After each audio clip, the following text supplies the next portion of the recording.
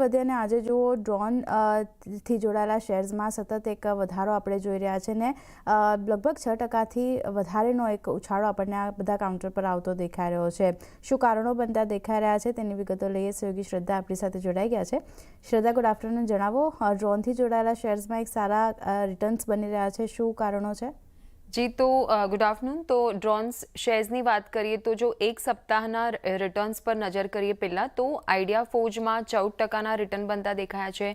પારસ ડિફેન્સની વાત કરીએ તો અહીંયા 12% રિટર્ન છે।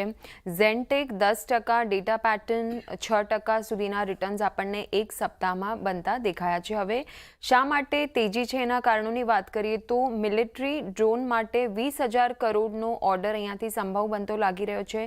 સરકારની તરફથી આ સૌથી મોટો ઓર્ડર સંભવ છે અને સાથે ડ્રોન ઓર્ડરની સ્થિતિ જે છે તે એડવાન્સ્ડ સ્ટેજ પર છે, જે એક પોઝિટિવ વાત છે ડ્રોન બનાવનારી કંપનીઓ માટે। અને આવનારા 18થી લઈને 24 મહિના માટે જે ડ્રોન્સ છે એની ડિલિવરી થવાની આશા છે, એટલે કે બન્યા પછી એકચ્યુઅલ ડિલિવરી જે થાય છે। અને આર્મી ચીફ દ્વિવેદી છે તેમના નિવેદન પછી શેર્સમાં વધારો થયો છે અને આર્મી ચીફનું નિવેદન પર આપણે નજર કરીએ તો તેમણે કહ્યું છે કે ડ્રોન અને કાઉન્ટર યુએસ ઇન્ટિગ્રેશન પર આર્મીનું અત્યારે જોર છે અને ઓપરેશન સિંદૂરમાં પણ મિલિટરી ડ્રોનનો ભારે ઉપયોગ થતો જોવા મળ્યો હતો। તો ઓવરઓલ આ રીતે જે સમાચાર બનતા દેખાઈ રહ્યા છે એની સીધી પોઝિટિવ ઇમ્પેક્ટ ડ્રોન બનાવનારી કંપનીઓ પર પડી શકે છે આવનારા સમયમાં પણ। તો આના પર આપણે ફોકસ રાખવાનું રહેશે।